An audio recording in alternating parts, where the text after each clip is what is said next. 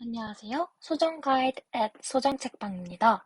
소정책방 두 번째 영상은 바로 동아시아 문화권입니다. 동아시아 문화권은 이번 영상과 다음 영상 총 두 편에서 설명될 텐데요. 오늘은 동아시아 문화권에서 문화권이라는 용어를 살펴보려고 합니다. 저번 시간 복습부터 할게요. 저번 시간에는 동양사가 왜 중요한지를 살펴보려고 했습니다. 그래서 역사학의 의미를 충실히 살리면서 한국사를 공부하기 위해서, 즉 맥락을 살피면서 그 사이사이의 이야기들을 촘촘히 채워나가기 위해서, 그리고 그를 통해서 과거의 단면들을 다양한 각도에서 살펴보기 위해서는 주변의 역사를 더 알아야 한다라는 게 우리의 정리였죠. 그렇다면 질문 하나 더 나가겠습니다. 왜 주변의 역사를 살피는 것이 우리의 역사를 아는 것에 도움을 줄까요?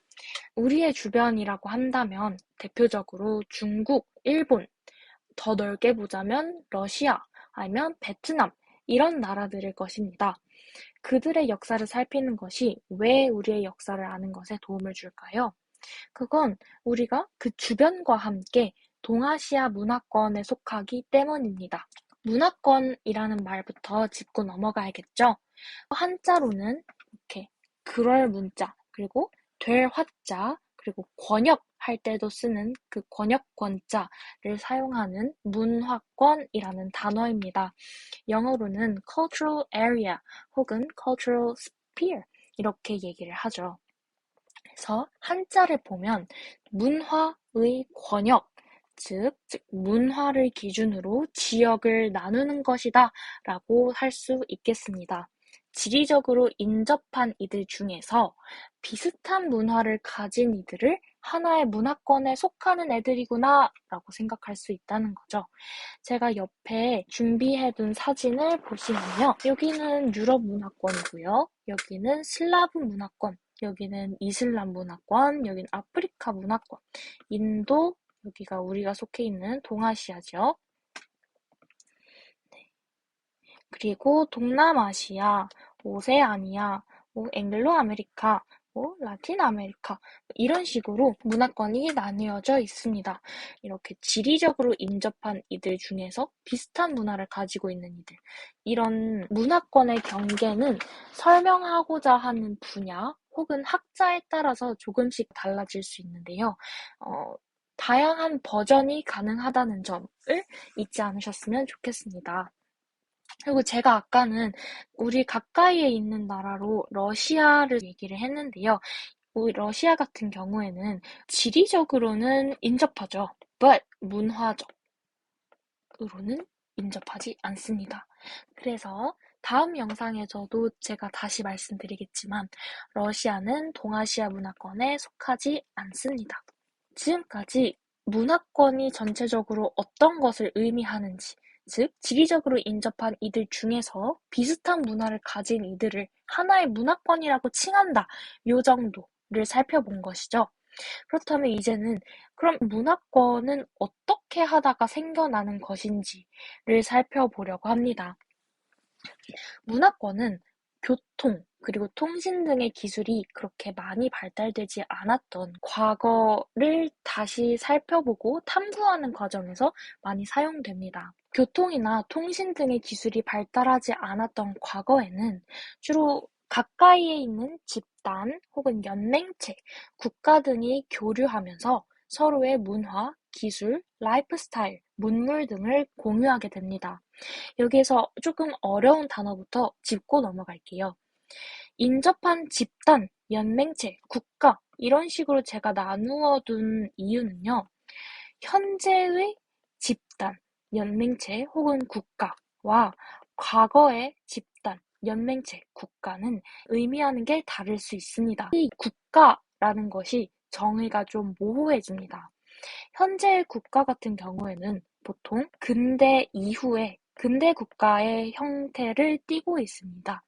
즉, 근대 시기에 이루어진 인간이 기본이 되고 그 후에 민주주의나 사회주의나 이러한 국가 운영 방식을 채택해서 국가를 운영하는 그런 스타일의 국가들은 다 근대 이후입니다. 근대를 기준점으로 삼는 것은 보통 18세기쯤에 있었던 산업혁명 이후, 그리고 신분제가 없어지고 나서, 그러니까 근대라는 시기가 오기 전의 국가는 당연히 21세기에 우리가 말하고자 하는 국가랑 다를 수밖에 없습니다. 그래서 저는 이러한 모호성을 줄이기 위해서 집단, 그리고 여러 집단들이 모인 연맹체, 그리고 국가라는 식으로 좀 나눠서 설명을 했습니다. 집단끼리, 연맹체끼리, 혹은 국가끼리, 혹은 이렇게도 가능하겠죠. 이러한 조합들이 만나고 하면서 서로의 문화, 기술, 혹은 삶의 방식, 문물을 공유하게 되는 것이죠. 이렇게 공유하는 과정, 서로 나누어 가지는 과정에서 비슷한 문화를 가지게 되고요. 그리고 이런 이들이 하나의 문화권을 만들어냈다는 주장이 바로 문화권이라는 개념의 핵심입니다. 그렇지만 이 문화권이라는 단어는 제가 방금도 말씀드렸듯이 과거를 설명하는데 유용한 툴입니다. 어떤 특정한 집단만 향유하는 문화가 만들어질 수밖에 없었던 과거이죠.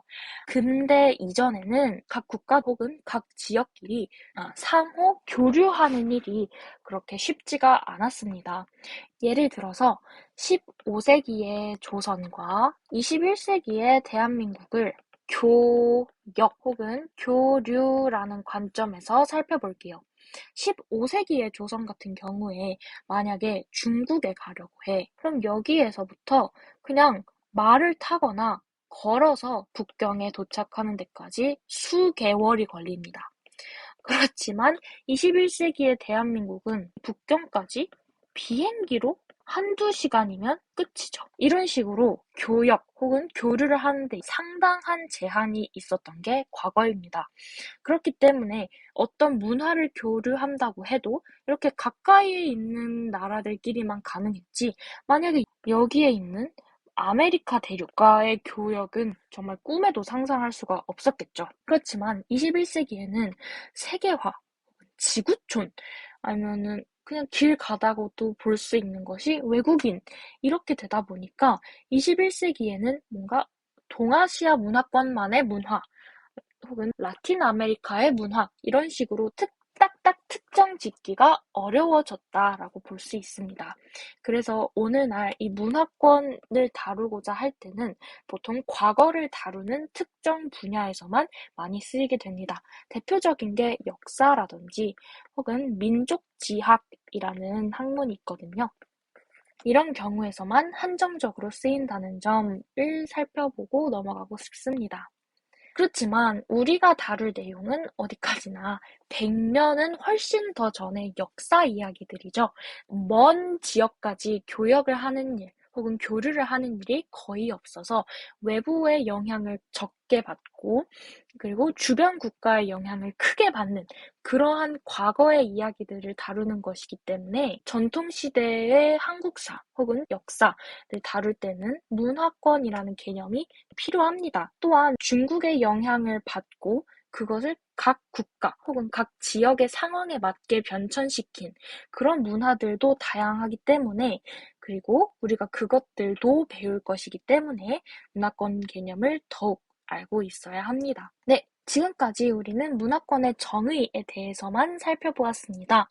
다음에는 동아시아 문화권에 어떤 지역이 있었고 이들은 어떤 문화 요소를 공통적으로 가지고 있었는지를 확인해 보고자 합니다. 인스타그램에는 이제까지 영상에 있었던 카드 뉴스를, 그리고 블로그에는 관련 내용을 글로 올려두었으니 궁금하신 분들은 따로 찾아보시면 좋겠습니다. 그럼 이제까지 제 이야기를 잘 들어주셔서 감사합니다. 좋은 하루 되세요.